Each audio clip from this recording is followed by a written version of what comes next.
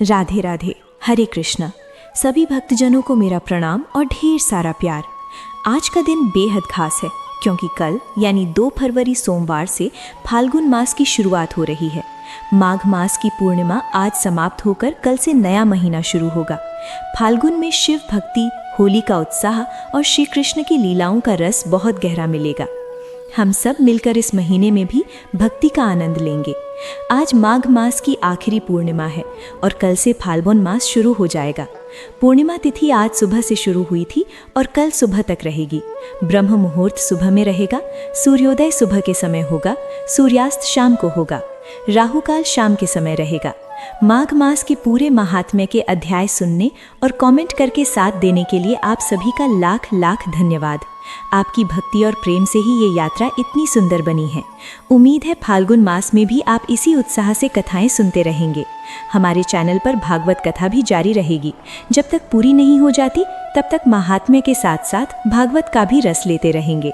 आइए अब सुनते हैं घर में सुख समृद्धि, धन धान्य और ऐश्वर्य लाने वाली माता जानकी की नित्य नियम वाली कथा। ये कथा माता जानकी खुद कहती थीं और प्रभु श्री रामचंद्र जी बड़े प्रेम से सुनते थे। एक बार प्रभु श्री राम को किसी कार्य से बाहर जाना पड़ा तो माता जानकी ने कहा, हे प्रभु, मेरा 12 वर्ष का नित्य नियम है, अब आप नहीं रहेंगे तो मैं ये कथा किसे सुनाऊं? प्रभु ने कहा, जानकी, आप कुएं की घाट पर जाकर बैठ जाओ। जो भी महिलाएं पानी भरने आएंगी उन्हें अपनी कथा सुना देना। माता जानकी कुएं की घाट पर बैठ गईं। तभी एक महिला आई।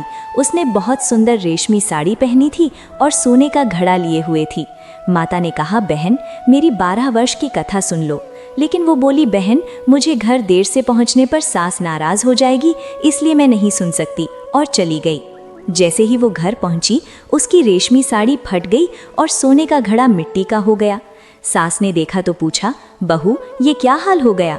बहू ने कहा, माँ, कुएं पर एक महिला बैठी थी, उसने कथा सुनने को कहा, मैंने मना कर दिया, शायद उसी का प्रभाव है। अगले दिन सास वही साड़ी और घड़ा लेकर कुएं पर गई। माता जानकी ने कहा, बहन, मेरी कथा सुन लो। सास बोली, मैं तो 1 नहीं 4 बार सुनूंगी। माता ने कथा शुरू की। राम आए, लक्ष्मण आए, देश के लोग आए, नित्य नियम का नेम लाए।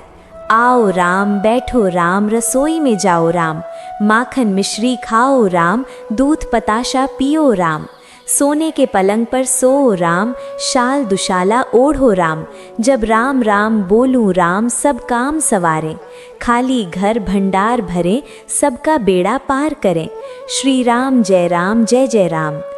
कथा सुनकर सास घर लौटी। उसकी साड़ी फिर रेशमी हो गई, घड़ा सोने का हो गया। बहू ने देखा और पूछा, माँ, आपने ये कैसे किया? सास बोली, मैंने दोष उतार लिया। बहू ने पूछा, वो महिला कौन थी?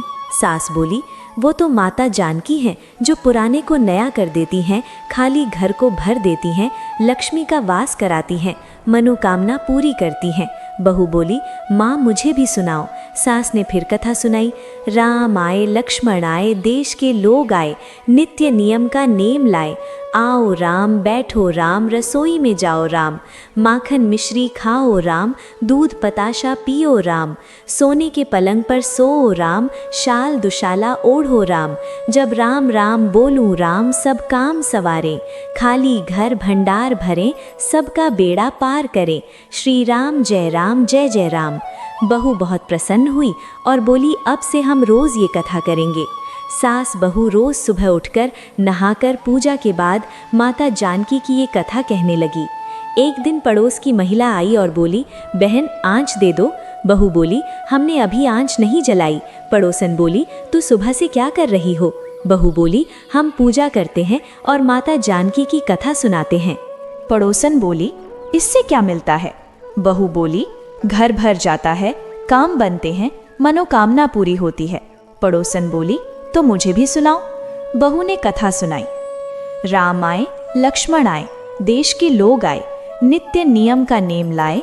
आओ राम, बैठो राम, रसोई में जाओ राम, माखन मिश्री खाओ राम, दूध पताशा पियो राम, सोने के पलंग पर सो राम, शाल दुशाला ओढ़ो राम, जब राम राम बोलूं राम, सब काम संवारें, खाली भर भंडार भरें, सबका बेड़ा पार करें, श्री राम जय राम।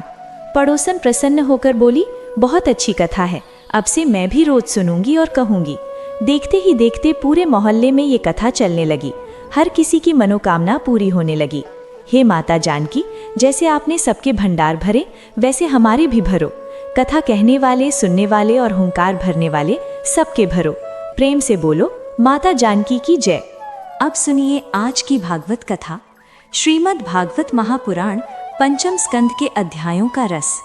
श्री सुखदेव जी कहते हैं, राजन, जब राजा प्रियव्रत तप में लीन हो गए तो अग्नि नामक पुत्र ने उनकी आज्ञा से जम्बू द्वीप की प्रजा का पालन किया। एक बार पुत्र की इच्छा से उन्होंने मंदराचल पर्वत की घाटी में ब्रह्मा जी की आराधना की। ब्रह्मा जी ने उनकी इच्छा जानकर अप्सरा पूर्व चित्ती को भेजा। वह अप्सरा उपवन में विचरण करने लगी। वहाँ के वृक्ष, पक्षी, सरोवर सब सुंदर थे। उसकी चाल, नूपुर की झनकार से सब मोहित हो रहे थे। राजकुमार अग्निद्रह ने उसे देखा और काम भाव से भरकर बहुत मीठी बातें करने लगे। हे सुंदरी, तुम कौन हो? तुम्हारे नेत्र बाण जैसे हैं, तुम्हारे होंठ अमृत जैसे हैं, आदि आदि बहुत वर्णन किया। अप्सरा भी प्रसन्न हो गई और अग्निद्रह के साथ हजारों वर्ष भोग किया। उनके गर्भ से 9 पुत्र हुए। नाभि, किमपुरुष, हरिवर्ष, इलावृत, रम्यक, हिरण्मय, कुरु, भद्राश्व और केतुमाल। अग्निद्रह ने जम्बू द्वीप को 9 वर्षों में बांट दिया और पुत्रों को सौंप दिया। अग्निद्रह बाद में पितृलोक को प्राप्त हुए। नाभि ने पुत्र की इच्छा से यज्ञ किया। भगवान विष्णु प्रकट हुए और कहा, मैं स्वयं तुम्हारे यहाँ अवतार लूंगा। नाभि के घर ऋषभदेव का जन्म हुआ, जिनके शरीर पर वज्रांकुश आदि चिन्ह थे। ऋषभदेव का प्रभाव बढ़ता गया।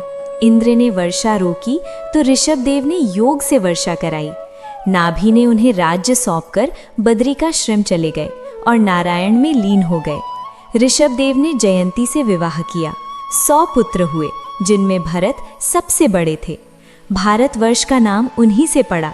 ऋषभदेव ने पुत्रों को उपदेश दिया, हे पुत्र, मनुष्य शरीर भोग के लिए नहीं, तप और भक्ति के लिए है। महापुरुषों की सेवा मुक्ति का द्वार है। स्त्री संग नरक का द्वार है। भक्ति से ही बंधन कटता है। अहंकार त्यागो, मेरे भक्त बनो, ब्राह्मणों की सेवा करो आदि बहुत उपदेश दिए। फिर ऋषभदेव विरक्त हो गए, दिगंबर अवधूत बने। जहां तहां विचरे, लोग उन्हें सताते, लेकिन वे निर्विकार रहे। अजगर वृत्ति धारण की, सिद्धियां आईं, लेकिन ग्रहण नहीं किया। हे भक्तों, आज की कथा यहीं तक, कल आगे सुनेंगे। हरे कृष्ण। अब सुनिए लपसी और तपसी वाली मजेदार कथा। एक तपस्वी था जो हमेशा तप करता था। एक लपसी था जो रोज 1.25 सेर लपसी बनाकर भगवान को भोग लगाता था। दोनों आपस में झगड़ने लगे। तपस्वी बोला, मैं बड़ा हूँ क्योंकि तप करता हूँ। लपसी बोला, मैं बड़ा हूँ क्योंकि भोग लगाता हूँ।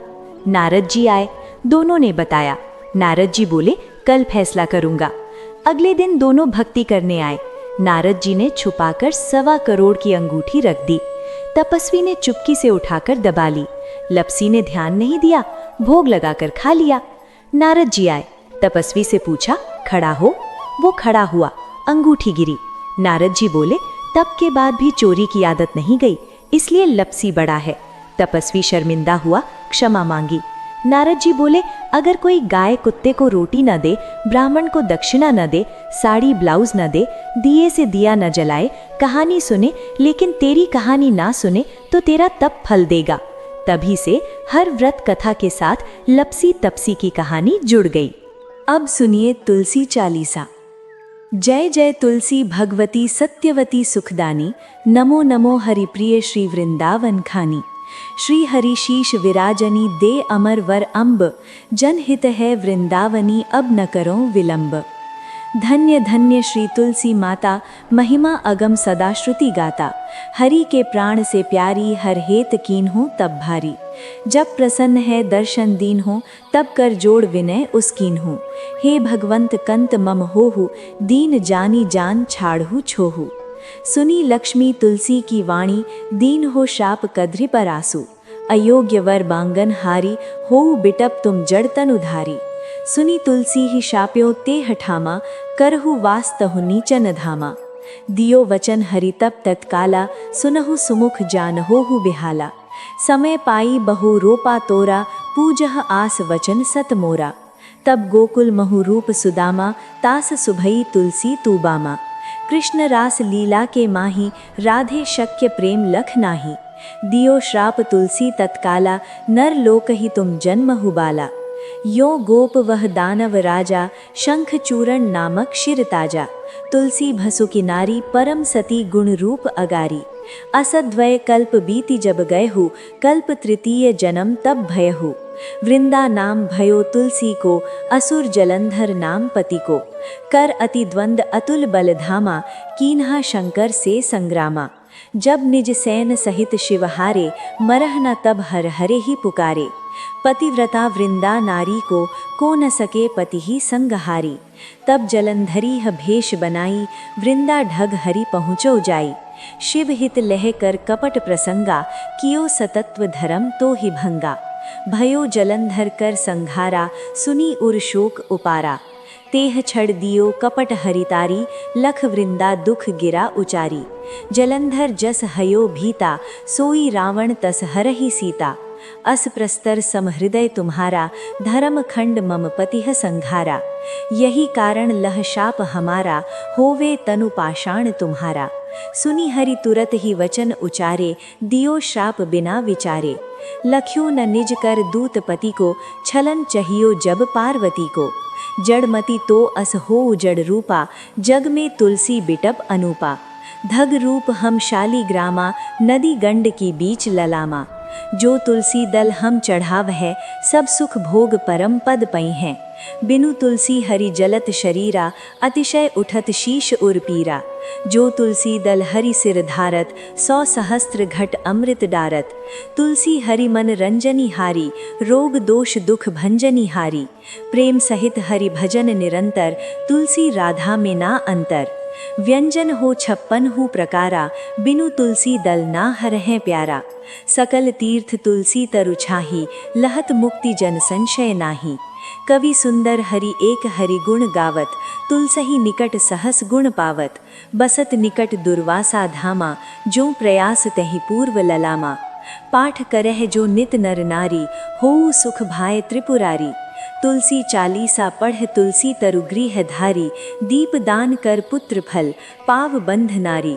सकल दुख दरिद्र हरिहार, परम प्रसन्न आश धन लढ़। कर वसह पूर्ण अत्र लह, अभिमत फल जगत महलह। पूर्ण सब काम जह दल अर्पह, तुलसी तह सहस बसह हरि राम। तुलसी महिमा नाम लख, तुलसी सूत सुखराम। मानस 40 रचौं जग मह तुलसीदास। प्रेम से बोलिए तुलसी महारानी की जय। अब सुनिए भगवत आरती। श्री भागवत भगवान की आरती, पापियों को पाप से तारती। श्री भागवत भगवान की आरती, पापियों को पाप से तारती। ये अमर ग्रंथ, ये मुक्ति पंथ, ये पंचम वेद निराला, नव ज्योति जलाने वाला। हरि नाम यही हरिधाम यही, जग मंगल की आरती। पापियों को पाप से तारती। श्री भागवत भगवान की आरती, पापियों को पाप से तारती। ये शांति गीत पावन पुनीत, पापों को मिटाने वाला, हरि दर्शन दिखाने वाला। ये सुख करनी, ये दुख हरनी, श्री मधुसूदन की आरती। पापियों को पाप से तारती। श्री भागवत भगवान की आरती, पापियों को पाप से तारती। ये मधुर बोल जगभंद खोल, सन्मार्ग दिखाने वाला, बिगड़ी को बनाने वाला। श्री राम यही घनश्याम यही, प्रभु की महिमा की आरती, पापियों को पाप से तारती। श्री भागवत भगवान की आरती, पापियों को पाप से तारती। राधे राधे, हरे कृष्ण। कल मिलते हैं नई कथा के साथ। आपका दिन मंगलमय हो। जय सिया राम, जय श्री कृष्ण।